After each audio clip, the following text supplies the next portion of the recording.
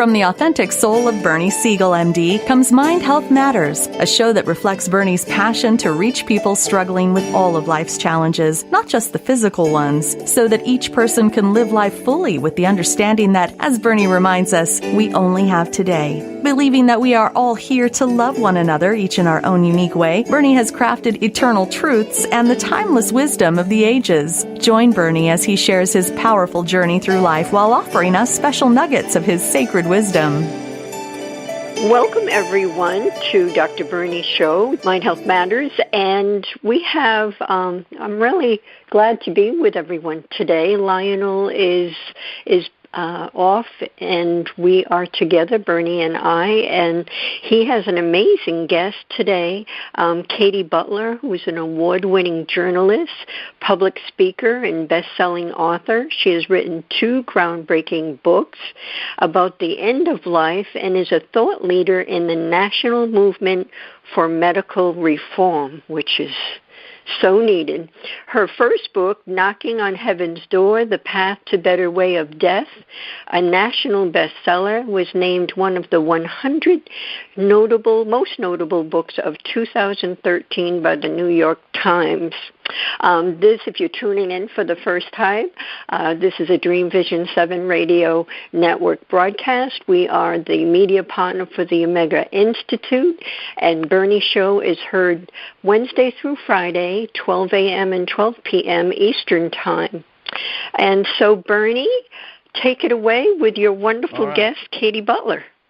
I hope there's time for us to talk to Katy, because what she did is so interesting to me. I start telling stories, and then there's no time left.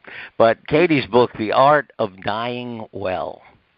And I just have to share as a physician, because I found that was one of the most difficult things at the hospital or anywhere else.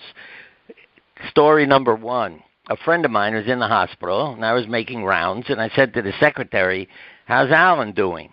She said, "He Brady'd." I said, "What are you talking about?" He Brady'd. What I realized was the morgue at Yale New Haven Hospital is in the Brady building. Oh. So she couldn't even use the word he died. And I thought, how sick this is, how many terms we have, passed away, crossed the bridge. Why don't you just say somebody died? These are things that I saw that I was never prepared for. In so-called medical training, you're not trained for and death. I think this use of euphemisms, which extends far beyond just simply dying, into being clear with people about what the future holds for them, really can be very disempowering for patients. And what I wanted to do in the book is create some common language with doctors to coach people in ways to talk to doctors so they can re-empower themselves and have some clarity about where they are in the journey. Yeah, my family, in-laws and parents and wife, who died a little over a year ago, all had no trouble dying. I mean, let me just share one story, and also the guilt and blame, because I did a lot of children's surgery, and I would tell the parents, look, do not be upset if your child dies when you go to the cafeteria for lunch. They think they're doing you a favor.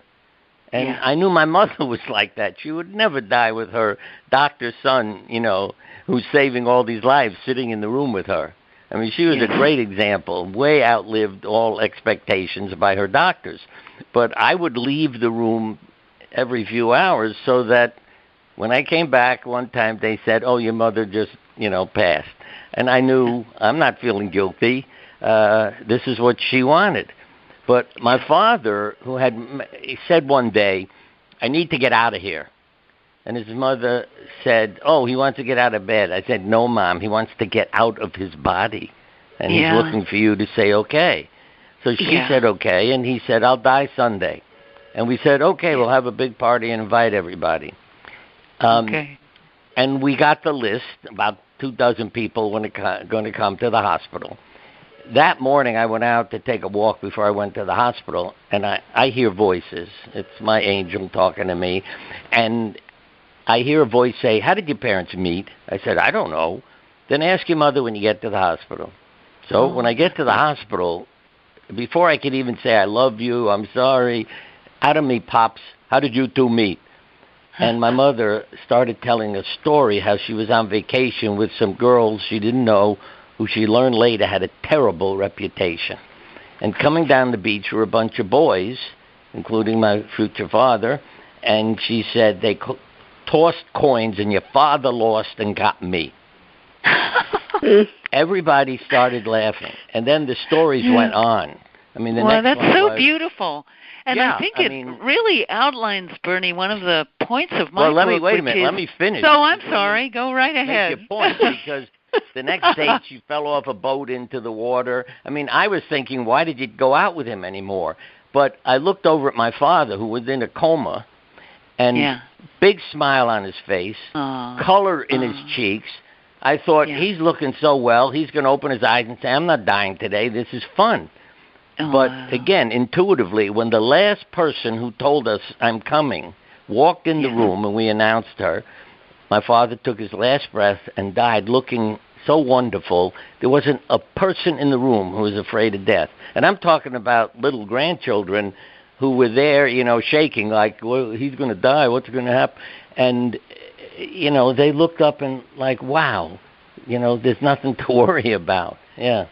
And what's so beautiful to me about your story is that we don't want to die as a diagnosis or a bundle of diagnoses. And I think it's so important that we actually make almost a conscious effort to bring in the relational and the spiritual and the emotional parts of our lives, not only when we're actually dying, but as my book really starts out at the point of life that I call resilience, which is just before you've gotten that bad diagnosis, and when you're just, you're feeling the brush of death on your shoulder because you're aging, but you're actually doing pretty well still.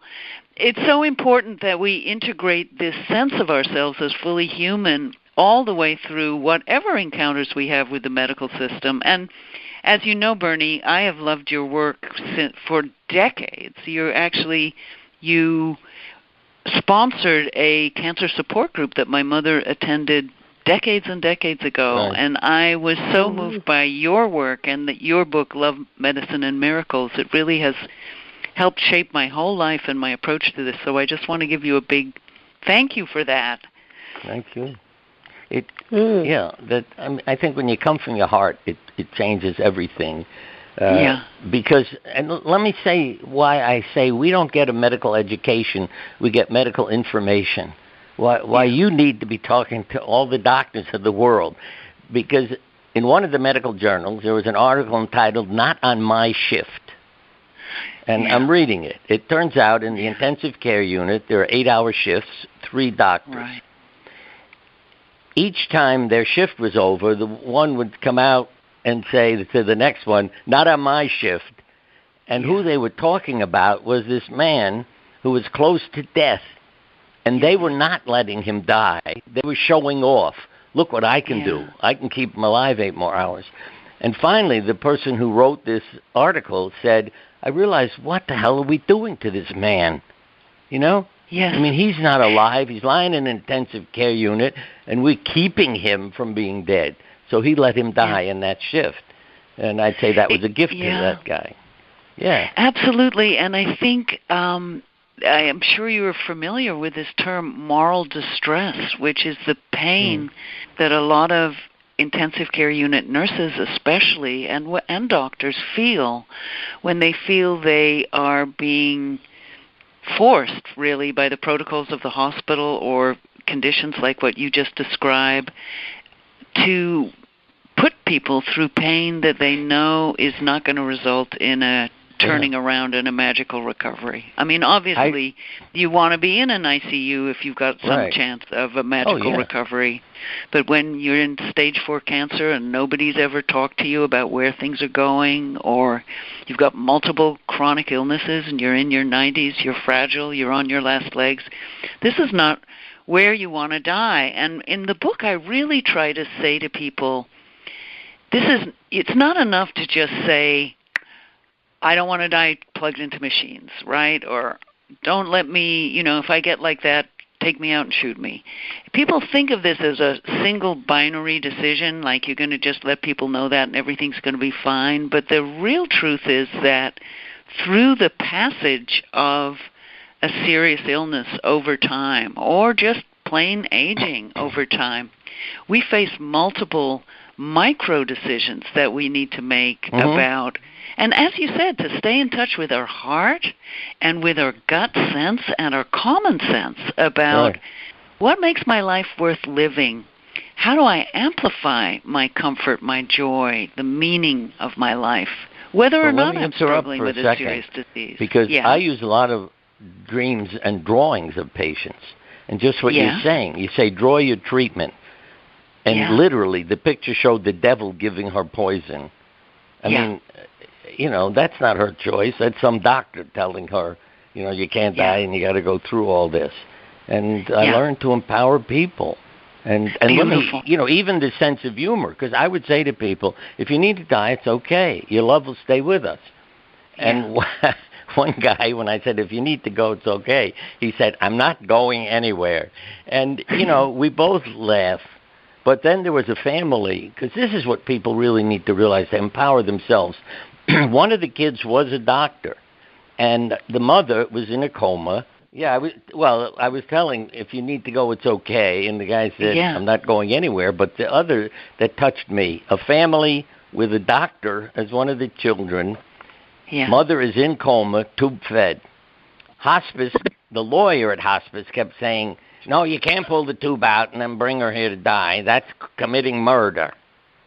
So I said to the family when they called me for help, look, I'll take the tube out. Then you show up, she doesn't have a tube. But when she showed up, the lawyer came after them and said, no, we're not letting her in. So I told them to bring her to the hospital. And then I came over when she was admitted. And I said to the family, tell your mother, it's okay to go. Your love will stay with us. And they all started crying. I can't. So I said, look, I'm going to speak for you. And I went over to the mother next to her, you know, bed. I said, your family is sitting in the room with me. They want you to know if you need to go, it's okay. Your love will stay with them. Within 15 minutes, she died. Wow. And all the IVs, it's so beautiful, you know, everything is running. What? It's so beautiful. What you're saying is so beautiful.